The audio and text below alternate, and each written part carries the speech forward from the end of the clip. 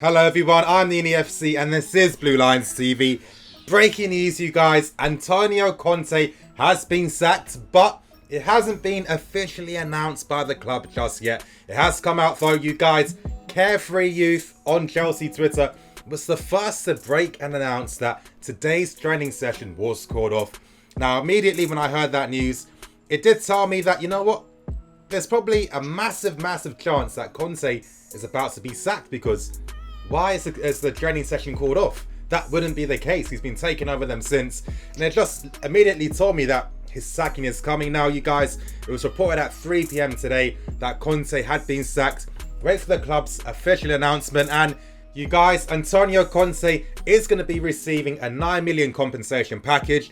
As I did tell you guys a long time ago, this was already agreed with the club. But at the same time, the club did try to go against their word to try and get a cheaper deal. I think at the time, with the full context we have now, I think it was because there were some complications with the Sarri deal, and maybe they were thinking, well, we probably can't afford to pay Conte at this price. Now they tried to use the Diego Costa situation against Conte to try and reduce the compensation package that he rightfully does deserve. But of course, with the situation being sorted out with Sarri and Jorginho, it was very easy for the club to just go back to their original offer of giving him that 9 million. Now with Conte, expect a lot of the staff to be leaving as well. Chelsea are currently trying to keep some of the current staff at the club. That's guys like Spinelli, Bertelli and Cudicini. But at the same time, they have made offers. These guys are in their final year of their contract. Some of them are refusing right now. Who knows what's going to happen in the future?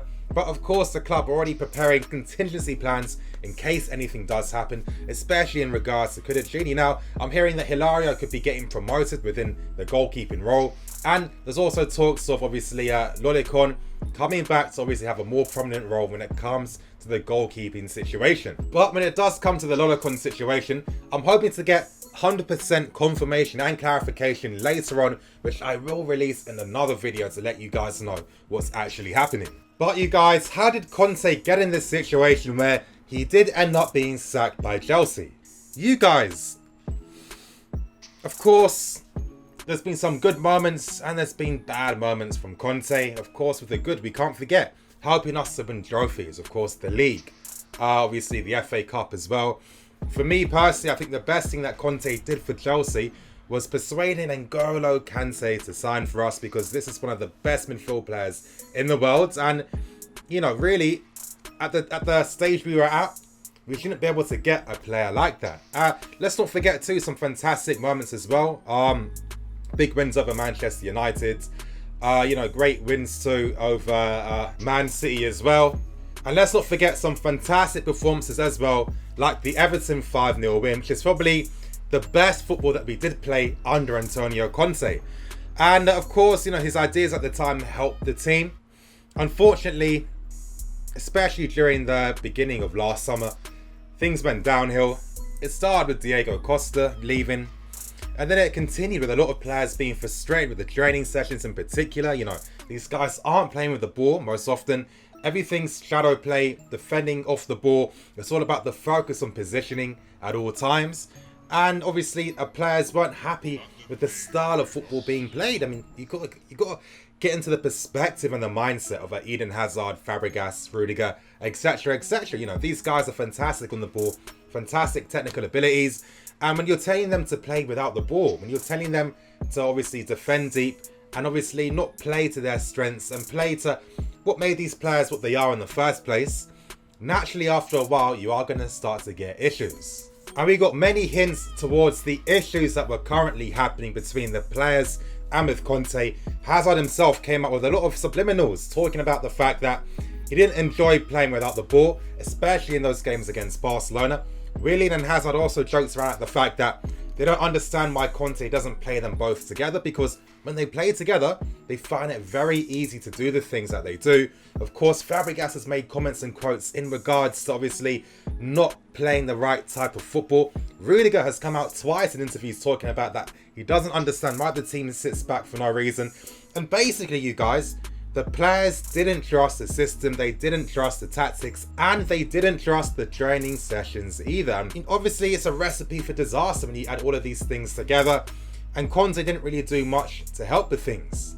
Now, of course, it came out from Cesc Fabregas today on Twitter. He did like a comment when someone tweeted out the fact that, yes, Conte is gone. And you guys, it just keeps painting a clearer and clearer picture. Let's not forget, you guys, the first official sign we got of players being really unhappy with Antonio Conte's tactical approach was when Luis did question him when it came to that defeat against Roma.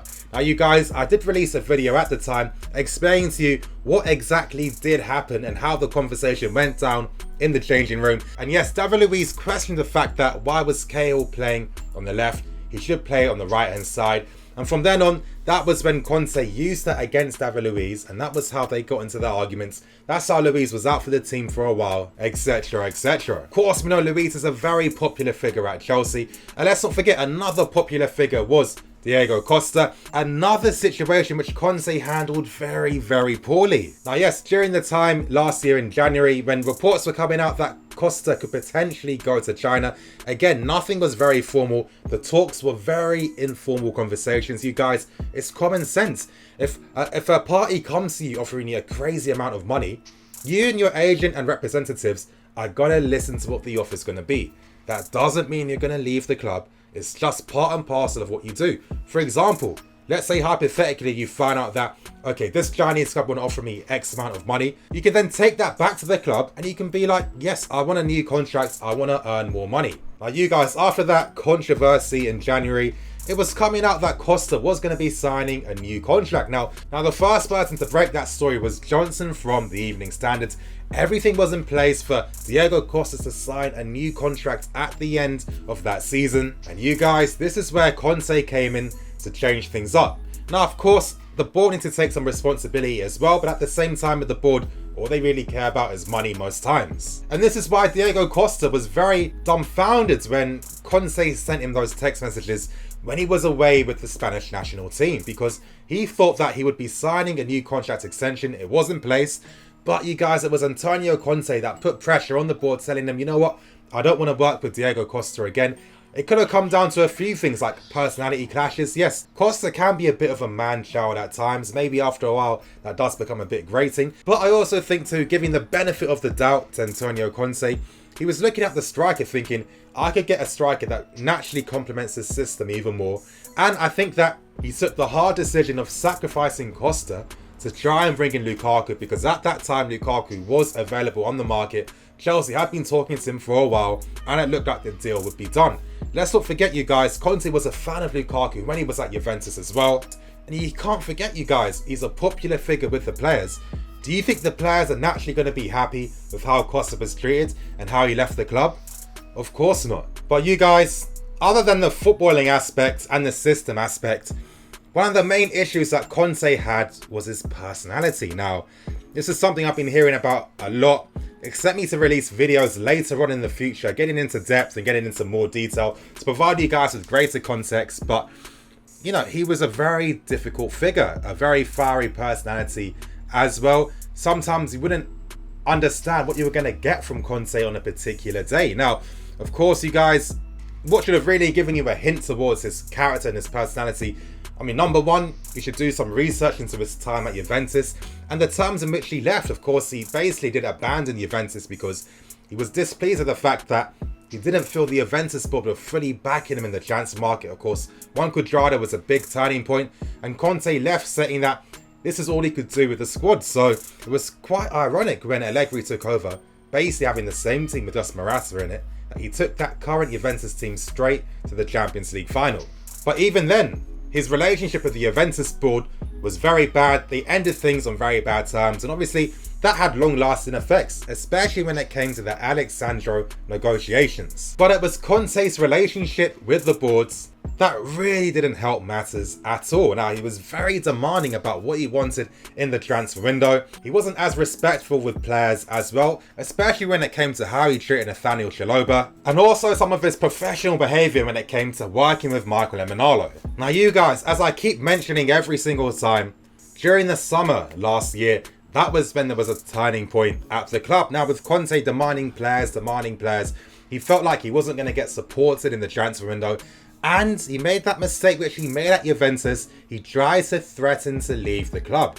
And as I keep telling you guys, this was effectively how we did miss out on Tolisso, because the club were currently negotiating with Lyon about, Bertrand Traore and Tolisso, and Conte was threatening to leave, and the club had to divert their attentions to try and appease towards Antonio Conte. Originally, they offered Conte a contract extension, which Conte continuously kept refusing. In the end, it was agreed that he would sign a new contract, keeping the same length of year, but he would be earning more money from it. And at the time, it looked like the situation between the board and Conte had been resolved, but there was still a lot of issues and growing pains behind the scenes, and it was that constant pressure from Conte to want this, to want that.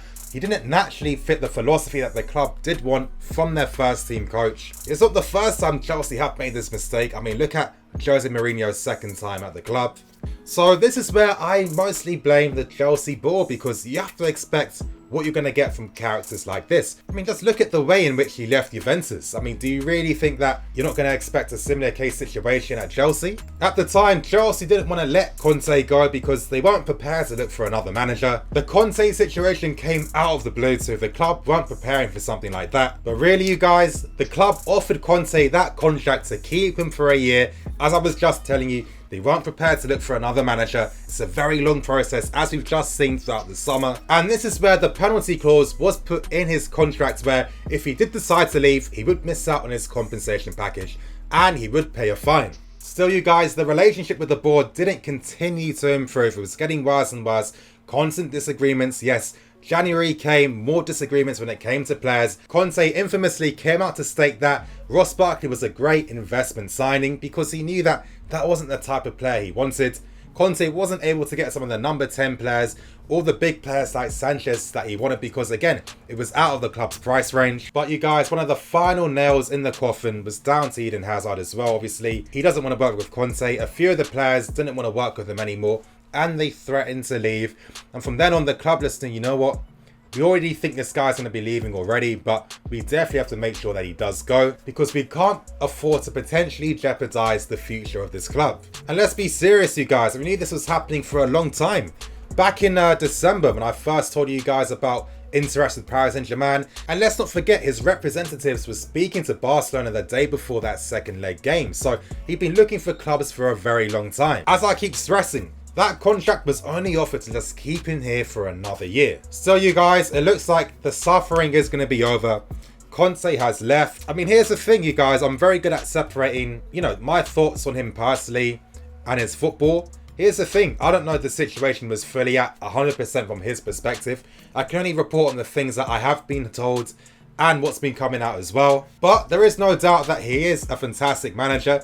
He does need to get credit in terms of his off the ball defending as well. I mean, how he sets his teams up to defend off the ball, it is kind of like a work of art in terms of that symmetry, how they move as one, as a whole unit, how everyone understands each other's positioning.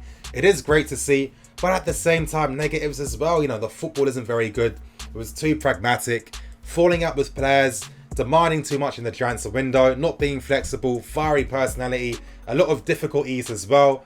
It was always going to end in a bad way. Of course, all I can say to Antonio is thank you for the success you have brought to Chelsea, obviously bringing us the league title and an FA Cup as well. Good luck in your future endeavours, and hopefully you can learn from your mistakes. You guys, just one final thing to tell you. If you guys follow me on Twitter, you already know what I've said, but I'm hearing that Jorginho has completed his club interview already. So you guys, probably around 5 PM or 6:30 PM, Jorginho should be announced by today. So pretty exciting times when it comes to Sarri. There's a possibility it might happen today or it might happen tomorrow. You guys, it looks like the next 48 hours is going to be extremely telling, but it's looking very likely that Jorginho is going to be announced by today. You guys, we're stepping into a new era, a new identity, a new philosophy. Jorginho symbolizes this. Exciting times are coming, you guys. Thank you for watching. I'm Nini FC. This is Blue Lines TV. Come on, Chelsea.